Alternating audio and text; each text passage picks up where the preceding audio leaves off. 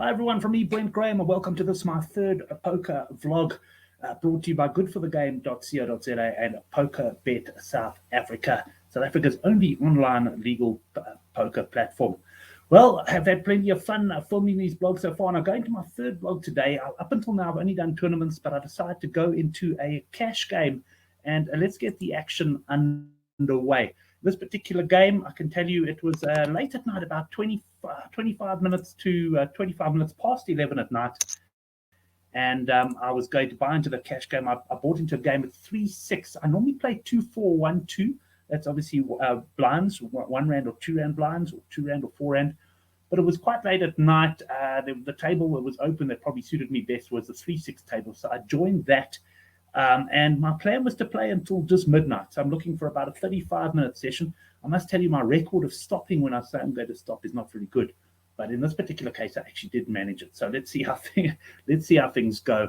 Arrive here at the first hand, and I get dealt a 10 jack offsuit, and we'll go on from there. Just to have a look at this stage, you'll notice the table's fairly quiet. With guest 533 sitting on 892 rand, and ace deuce on ace deuce 1987, which I'm sure means he's about 15 years younger than me, on 307. I bought in for the maximum here of 1,200 rand. Just a reminder, if you do enjoy the vlog, please hit the subscribe button and also give us a like. It really does help the channel a lot. A fairly uneventful hand there. I actually take it, I bet 12 there. I've got pretty nothing at point, but I think from a recollection, I do take this opening hand down. But play some exciting hands, and I hope you'll enjoy the hands over the course of this short video. Right, I get dealt king, 6 of clubs here. I bet 18, nothing much happening here. We've got a new player, Bush Jumper, who's just joined. I bet another 18, and ace deuce makes the call. 6, 7, 8, I need a 9 for a straight here. Do I bet? Do I check? I go with another.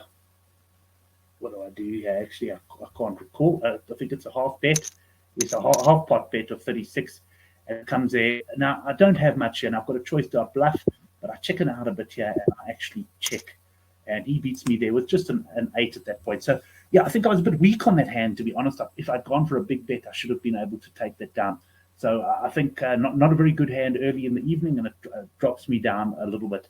Here I've got dealt king of clubs, 10 of hearts, and we've got another player that's joined the table, a Bush Jumper. Now, him and I get into some pretty exciting hands down the line. Right, have a look at this one. I actually flop the straight here. There's only 36 rand in the pot at this stage, but I flop the straight, 9, 10, Jack, Queen, King. Now, of course, in this situation, all you want is some action from the other players. Do you think I get it? Well, I can tell you I don't. If you, by the way, want to open a poker bet account, you can go down below, and there's links in the description box there. Right, let's see what happens here. I'll play on here. You dealt the straight. I don't want to really bet at this point because I don't want to take the pot down. So I just check, but I'm really hoping to get some action here. Hoping someone's got a pair of jacks or a pair of queens.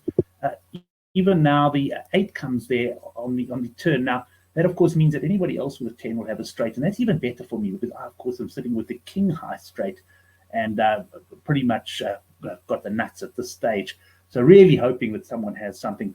Decision to make at this stage is, do I take a bet now and risk everyone folding, or do I hope that someone else bets into it? So just carrying on with that, I decide to check. Bush Jumper thinks about it for not very long, and he checks as well. So now we down to the river now. That 3 is unlikely to help anyone unless someone was sitting with a flush draw with clubs, which of course is not good for me because a flush beats a straight. So perhaps a little bit of a worry card for me, but more worrying for me is that there's only 36 rand in this pot, and I flopped a straight, and I really feel like I should have been getting a little bit more out of it. Ace deuce, thinking about it at this point, he checks. I, of course, have to bet at this point. I bet 18, which is a fairly small bet into the pot, but we get a fold from Bush Jumper, and ace deuce thinks about the call, but instead folds. So I take that one down. Small profit there, still lurking a little bit below even, but a bit disappointing, of course, to have had the straight and not, on the flop and not had any action. I don't think I could have done a lot better there. I could have tried to maybe bet in the early stages, and perhaps guys would have called me looking perhaps for straights themselves or something like that. But I think it was just one of those hands where the other guys had absolutely nothing. Right, let's move on now to the next hand. And here I am dealt Queen 5 of clubs. I'm going to stop it there for a second. It's a pretty innocuous looking hand, this. Not one when I was dealt that I would have expected to get a lot of action either way, quite frankly. But it doesn't turn out that way at all. Let's just run this along a little bit and see what happens. We've got a new player that's joined now as well. It looks like a SpongeBob SpongeBob SquarePants. So let's go. We'll look at that flop. We've got 3 aces on the flop here. We've only got the minimum for 3 players of 18 Rand in the pool. So we've got 3 aces. So immediately I'm thinking, obviously, you fear the ace if someone has got an ace, but no one bet before the flop. So I'm thinking that probably no aces on the table, which means I'm in probably as good a position as anyone else. It didn't look like anyone had even a pocket pair or anything beforehand. So anyway, I think I decided to check here. Let's just double check. Yeah, I check. And Bush Jumper, he bets 12, so not a very big pot that's called. And clearly a lot of value for me to call. Now look at the next card that comes. It's a queen. Now, I've already in my mind determined that there's no aces on the table. And the queen has come, giving me the full house aces over queens. So now, of course, I'm itching to get into this pot, just hoping for action. Bush Jumper did raise. I picture him probably sitting with a king in his hand or something like that. I think he had the high card there. So I have sped the play up a little bit here. So sometimes I'll just be pausing because it does go quite fast. I slow play him at this stage. I think I've got him where I want him. I check. And Bush Jumper bets 30, which I'm quite happy to see at this point. There's from our new player, and I've got to make a decision now. Do I call or do I raise with that? So at this point, I'm slow playing Bush Jumper here. So I'm quite happy for him to come along. The 9 comes now. If you had 2 diamonds, he would have got the flush, which of course is great news for me because the full house beats the flush. So I'm actually hoping he hits something there, even hoping he might have had a 9 in his hand, and now he's now got aces over 9. Full house. So things go pretty quickly right here. At this point, I'm obviously going to bet. I bet 50. What do I know? I bet a bit bigger than that, I'm sure. What do? No, I checked. I slow play him here, waiting for him to bet. And Bush Jumper doesn't disappoint at this stage. He bets 72. So I really think I've got him now. I could just flat call. And in retrospect, you'll see I should have just flat called. But of course, I'm going to have a bit of a go at this one. I think for sure that I've got him. Got a bit of a raise, thinking of a pot raise, decide on half a pot and then raise at 165. Now Bush Jumper thinks about it. I'm thinking he's probably considering the fold here and waiting to see what he does.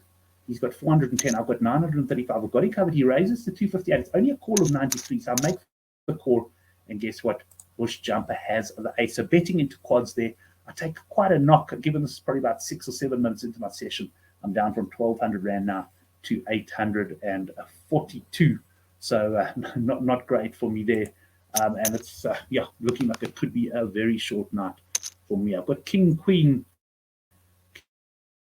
suited here. I decided to go less in a fairly early position, up to 18, which is 3 times the blind.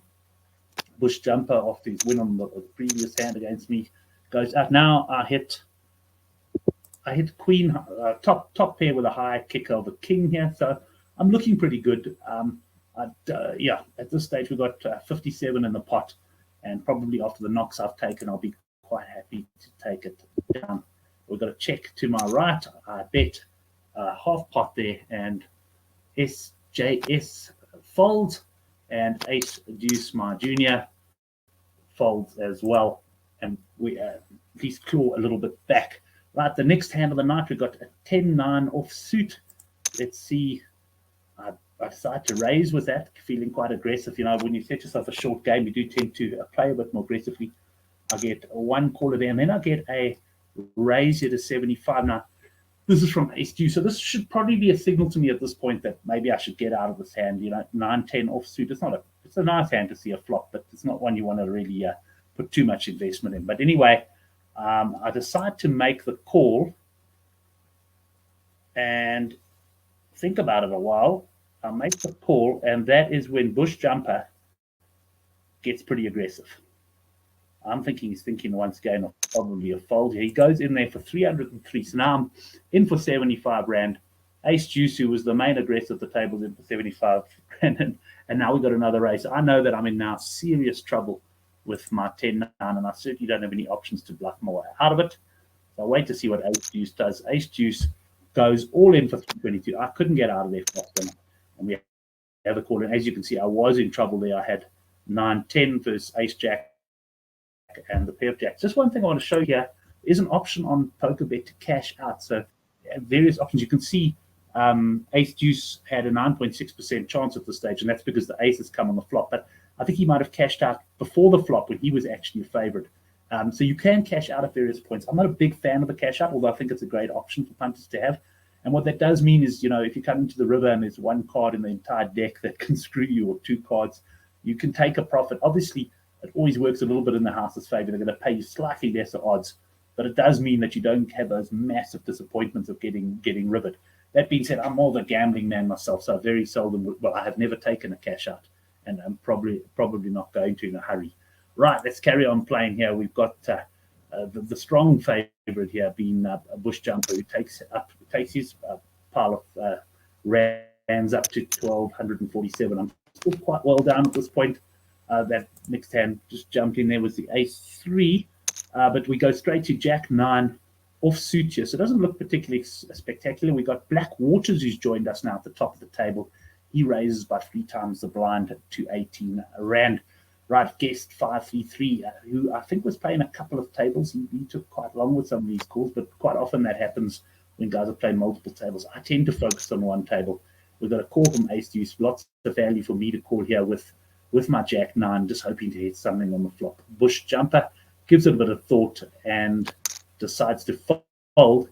And we go to the flop, which is a 9-3 Jack. That means I've hit 2 pairs on the flop here. So looking pretty strong. And let's see how I play this one now. I just decide to check. I'm obviously hoping someone bets. At this stage, all I'm really fearing is a set. For example, someone sitting with a pair of 3s or a pair of 9s in hand there.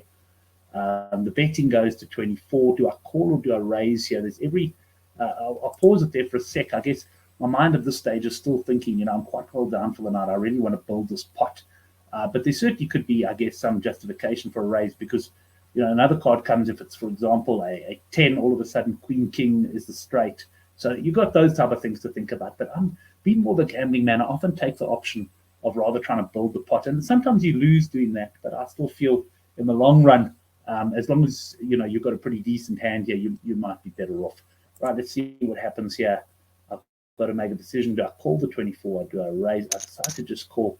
A pretty innocuous card, unless someone did have a pair of 3s. I just check here, really slow playing at this stage, hoping someone will raise and I will be able to come over the top. Well, Blackwaters doesn't disappoint. He goes 84. Ace Deuce gives it some thought. And what's Ace Deuce going to do now? I can't quite recall out of hand. When he folds, and I now decide to raise it up, which would take Blackwaters all in for his 117. He thinks about it and he makes the call.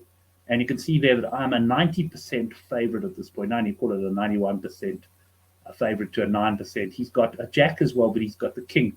So really, the only card I'm fearing here at this point is a King. And the good news is that my Jack 9 holds up.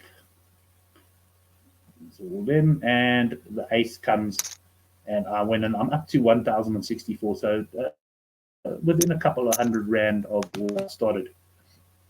I'm now in the big blind in the 3-6 game, King 6 of hearts. And let's see how this one rolls. As I said, pretty short video, this and pretty short evening. In fact, you see most of the hands that I played, there was just quite a lot of lively players at this table. So it was pretty exciting. And Ace Deuce giving it some thought now. Let's see what he does. My memory not that great. Right, he raises to 12. I just make the call at this stage. And we go to the flop, which is got a King there. So I've got a top pair, a fairly low kicker at this point, so probably thinking if I can take this pot down quite soon, that will be great. I just make the check though, so sometimes I surprise myself, and then the other King comes. So 3 kings now. I'm obviously in a strong position here. Very unlikely that I'm behind at this point. In fact, very, very unlikely that I'm behind at this point, unless someone's got a King really with a higher kicker or a 2 pair. To Bush Jumper raises 24 Rand. Ace Deuce decides to get out of the way. And at this stage, I decide to just make the call, obviously trying to build this pot a little bit further. That's one of those situations. Should I raise there? Should I call? I guess it depends maybe on the type of player that you are. I'm the type who tends to go for the bigger pot. So I decide to try and just get him to hopefully bet into this. That jack is not a particularly fearsome card for me. Bush jumper bets 66, and I now decide to raise it up. I raise it up 180 Rand, and Bush jumper has to consider whether to call me, raise me, or fold. He makes the call, and he is well beaten. I don't know what he had, but a comfortable victory for me there. Let's go on to the next hand. It's a King 2, pretty innocuous looking hand, this one. And I just make the call.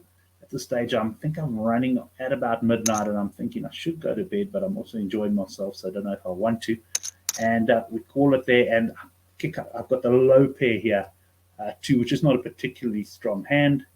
And I'll just make the check at this point. And this is Bush jumper goes 24. So quite interesting that I make the call there. So just to tell you in my mind here, I'm thinking that Bush jumper, because he raised, he's probably sitting with King Queen or Ace 7 or something along those lines.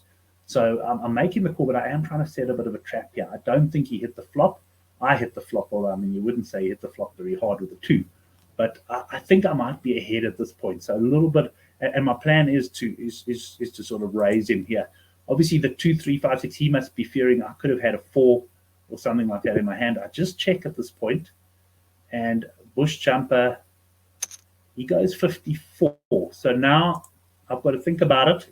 And you'll notice I'm quite a quick player, which is why I pause here. It's very seldom that I'll run things down. I just don't think that much in poker, which might be to my detriment, but I tend to play a little bit on instinct as well.